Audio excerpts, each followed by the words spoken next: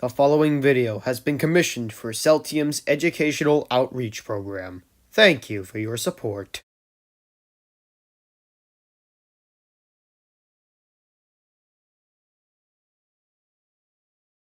Welcome to Celtium, perhaps one of the most unique and bloodthirsty nations on the planet. You're probably wondering what this Celtium is and what makes it so special.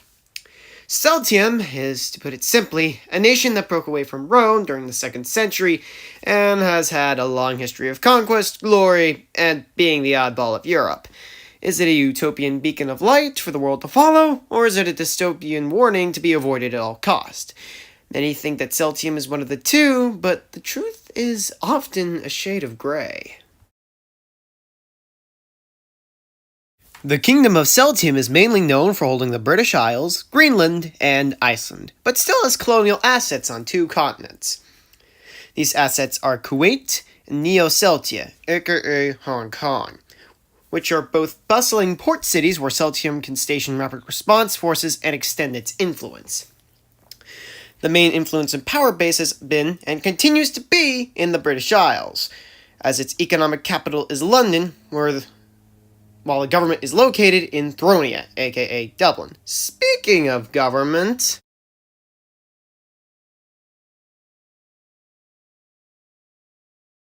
the Kingdom of Celtium has always had a monarch, with his or her power ebbing and flowing throughout the centuries.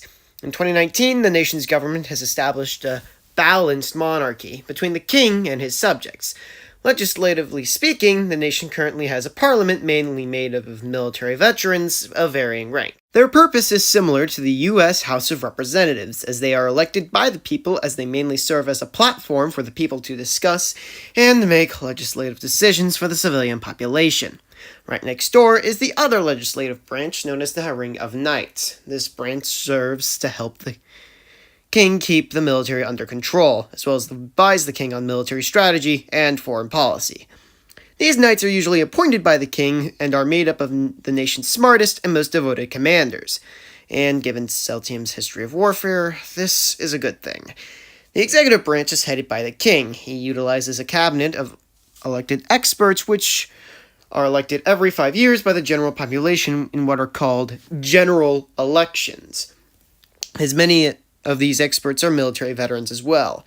This cabinet serves a similar role to the Ring of Knights, but advises the king on civilian laws. The king has similar powers to the U.S. president and can veto a law if he or she sees fit. However, it can be passed and Parliament votes 80% in favor of said law. The judicial system in the nation has taken a less prominent role, as many disputes are settled through combat, or by the police force. However, oddly enough, the nation employs a safety net similar to that of Scandinavian socialism, as the government provides free health care along with benefits for parents and retirees, depending on one's military service and contributions to the company/society. This also comes along with the respect of human rights such as free speech, freedom of the press, and to own weapons of war.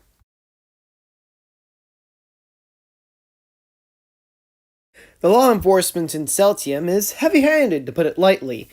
When someone commits a crime, police often show up in the gear equivalent to a SWAT team. If said person is arrested, they are sent to the sentencers for a fair trial, with an arbiter acting as a judge. This often ends with a prison sentence of about 6 months for minor offenses, which can rapidly spiral straight to execution through combat with humanoid robots or penal conscription. If one survives either of these capital sentences, they are readmitted into society and rehabilitated by psychologists, as the nation's culture is based around combat.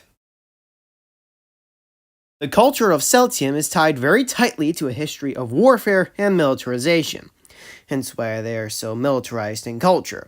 Many Celts earn Celtic strategy as an elective, along with training in infantry, armored, aerial, and naval combat. In fact, there are many national holidays tied to military victories, chief among them being June 17th, or as it's better known as, Foundation Day. Think 4th of July, but as an excuse to hold national war games with the civilian populace throughout the nation to give the world the message, we know what you're thinking, don't try it. In that respect, Celtic culture has been largely based on around who is the strongest warrior, as many promotions in the workplace are decided through non-lethal duel between candidates. Like I said earlier, many disputes are settled this way, as even the king must do the rite of combat every once in a while. The closer to the military you are, the more fierce and devoted the citizens become. Some people even joke that the Celts worship the military more than anything else. The truth is more complicated. The Celts do not have a national religion, but have two main sects in the country. The first of which is Roman Catholicism, mainly found in England and Neo-Celtia. Meanwhile, the rest of the kingdom worships some form of paganism, however, a twisted one. The nationally recognized cults are among the following: the cult of war, the cult of the harvest, the cult of industry, and the cult of the invisible eye. The cult of war is more or less a means to rile up the soldiers. I'll specify later. The cult of the harvest, the oldest cult, prays to the demigod Fomhad for good weather and good crop yields. It has been because of this cult that Celtium hasn't imported anything, because they would start rambling about how weak Celtium is to depend on others. The cult of industry, the youngest cult, being forged during the Industrial Revolution, prides itself on caring for the machinery of the nation, claiming that they are sentient beings and pray to them on a regular basis. They are among the more excessive of the nation's cults, seeking to augment themselves with mechanical parts, often replacing their organs in the process. The cult of industry also has a special relationship with the military, as they are responsible for designing many of their weapons and vehicles. The cult of the invisible eye is the most secretive out of all the cults, as not much is known about them. What we do know is that they seemingly pray to the demigod Siech and the Roman Catholic god to bring forth scions and ghosts in an attempt to seek knowledge. They are also known for influencing the nation's health services, as they conduct rituals using herbs and animal organs to heal the injured, which works often, surprisingly enough. They are also responsible for monitoring the youth for any abnormal abilities, and help augment those with said abilities. In a strange twist of fate, the military itself could be considered a cult. Like I've been saying all video, Celtium is a hyper-militarized nation, so its military is the most advanced on the planet, employing humanoid robots, exosuits, and blood-crazed super soldiers. The robots are mainly used as disposable infantry, able to be cheaply replaced. The military's land doctrine is to devastate the enemy at close or medium range. This is why they rarely employ sniper rifles or artillery, because they don't see it as honorable. The standard Celtium soldier has an advanced Kevlar vest, an assault rifle, and a sword sheathed on their back, in support of this close-range doctrine. The more elite the soldier, the more advanced their equipment. Take the Celtic Commando, for example, who wear chameleon suits, allowing them to become invisible. However, what sets the Celtic military apart from the rest of the world is the cult of war. The cult of war serves as a means to stir the military into zealous rage, unrivaled by even the most fanatical of religious zealots. The ultimate example of this is the Celtic Berserker, who is adorned in blood-red power armor and is augmented with a Clover-class soldier serum, giving them extra strength, speed, and longevity in the field. A branch existing since the 800s, the Celtic Berserkers are stirred into combat by chaplains and hormones emitted by the super soldier serum. They usually charge into combat with axes and some machine guns, and kill everything in their path before they are ordered to stop, friendlies and civilians included. The Celtic Navy applies this practice with aircraft carriers holding boarding craft and missile defense systems. The Air Force itself has embraced the idea of paratroopers, as their entire doctrine is built around air supremacy and paradropping soldiers. This military doctrine has also seeped into the government's foreign policy, making it extremely unpredictable. Celtium on the European stage is quite a unique case. It often gets into skirmishes with France, which are often referred to as normies after the Normans' failed invasion, along with Benelux and Scandinavia.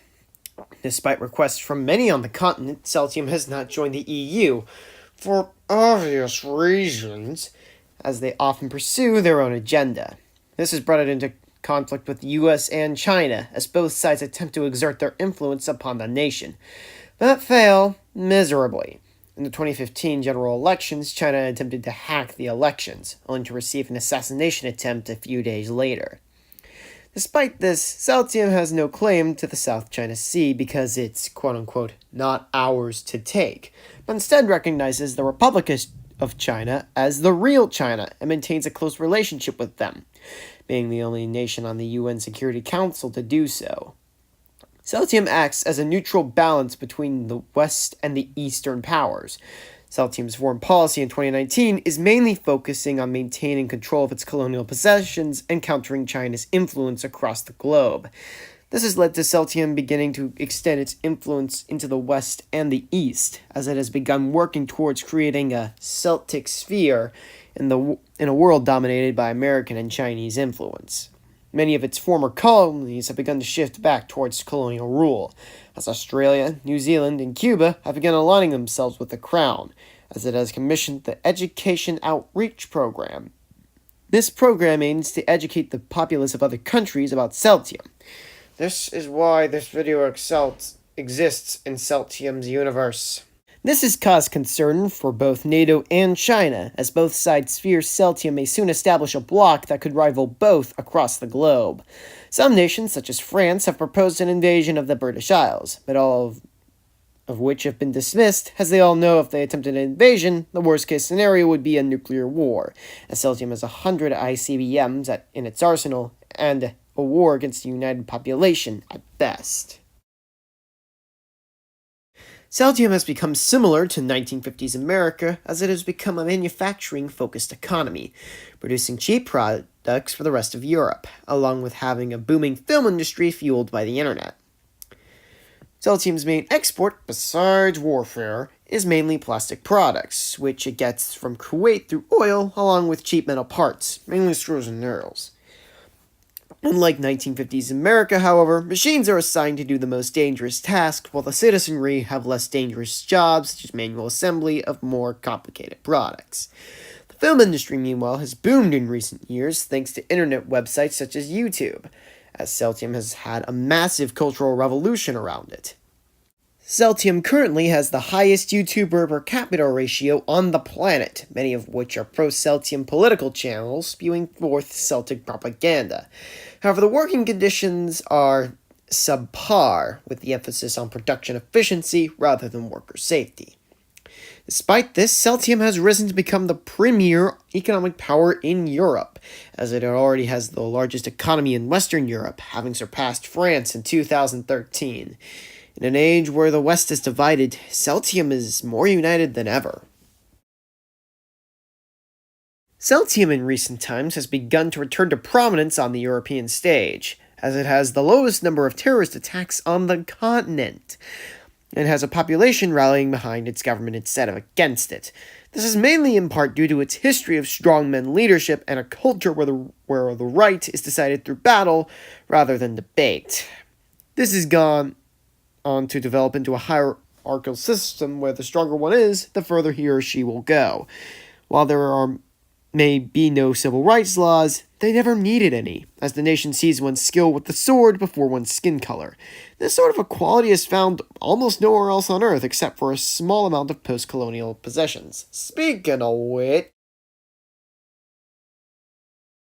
the history of Celtium goes back over 900 years, placing it amongst the oldest nations on Earth, and could be a video in of itself.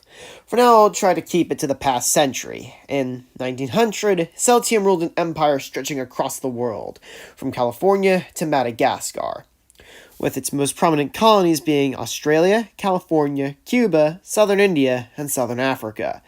When World War I started, Celtium dove straight into the fray against the French. The result was the French northern coast, and Brittany becoming a wasteland of trenches and bunkers. When the war ended, Celtium stood amongst the victors, however, remained unaligned with the Central Powers, and gained a massive boost to its colonial empire by annexing Portuguese colonies along with French Western Africa and the rest of India. In the 1920s, the global economy crashed as America and Germany, the world's two main powers, fell into an economic depression and were weakened considerably. By the time 1934 rolled around, the world had been preparing for another major war, as France and America formed the Western Bloc to combat German influence, while the Soviet Union, led by Trotsky, began building up strength for revenge against the German war machine. Celtium, all the while, fought a war against Arabia to claim Kuwait for themselves. In 1938, Germany and the United States of Austria were attacked by a belligerent Italy, which shook the continent back into war. The Western Bloc seized the opportunity and joined the war as a third party, while the Soviets joined as their army stormed into Eastern Europe. Celtium, initially neutral, reluctantly joined the Western Bloc in 1941 after rumors were discovered that Trotsky was stirring up communist sympathizers in their colonies. It ended with the Western Bloc and Soviets fighting each other into a stalemate, and by 1947, a tenuous peace was established, as the world fell into a Cold War. Celtium, with its economy somewhat intact, began building up its colonial assets before letting them become independent. Most of them became their own separate nations, with California being the exception, joining the United States instead. As Europe was divided between East and West, Celtium declared its neutrality, as it developed nuclear weapons in 1952, making it a nuclear power. In 1967, Soviet-backed English communists rose up in England, declaring independence from Celtium. Up until this point, Celtium had let almost every independence movement go without a fight. But this was the point where Queen Margaret II drew the line. She ordered troops to march into England to, quote-unquote, purge every trace of communist influence from the people's minds. As she rallied the country around her, what followed was known as the Red Purge, as communism was banned in Celtium and crackdowns began on pro-communist movements. By 1970, Celtium had regained England and halted all trade with the Soviets. Things were quiet up to 1985, where the Celtic space program successfully sent someone into space. Then, in 1993, the Soviets fell. As the world embraced democracy, Celtium stood firm. In 1999, the PRC attempted to seize Hong Kong, as they failed miserably.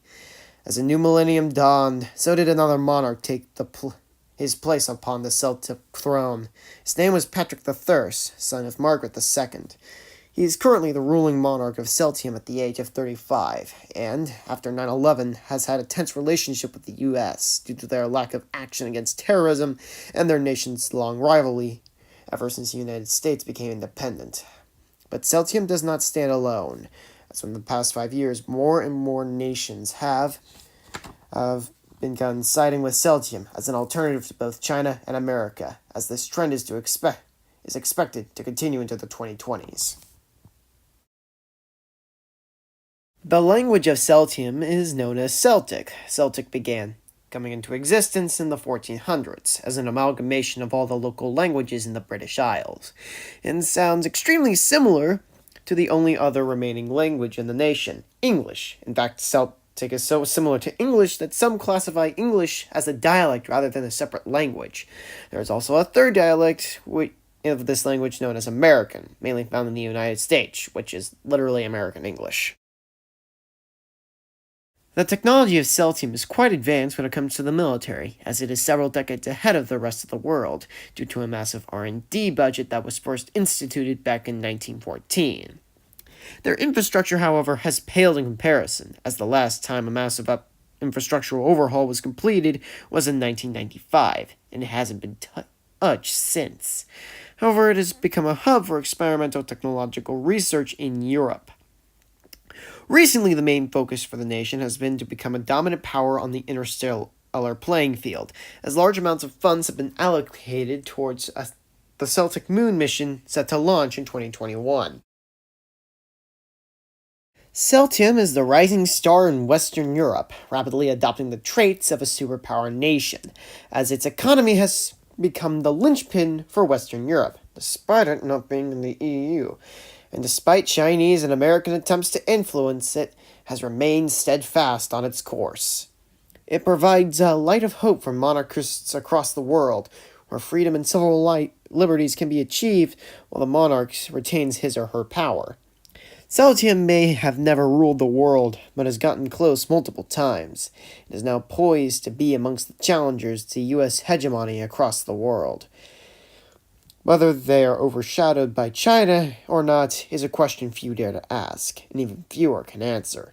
But those who do say that Celtium is too stubborn to fall in lockstep with the rest of the world, and that they will continue to fight China like they have defied the Romans, the Soviets, and NATO today, as they will continue on their own blood-soaked path of survival and glory. And that was Celtium, my own custom civilization that I brought into the modern day for the purposes of this video. And like I said earlier, this was anything but realistic.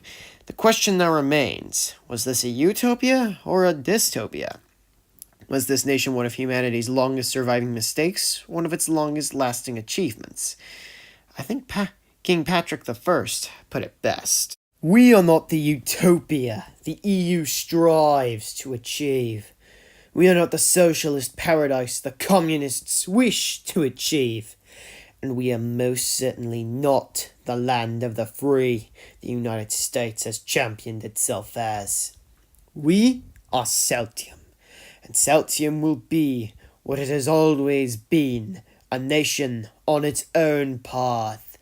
We have achieved gender and racial equality through the glory of combat, and we have put the will to shame when it comes to military might. We have built a society built off the most brutal part of human nature, war, and we have stood for 1900 years, and we shall stand for 1900 more.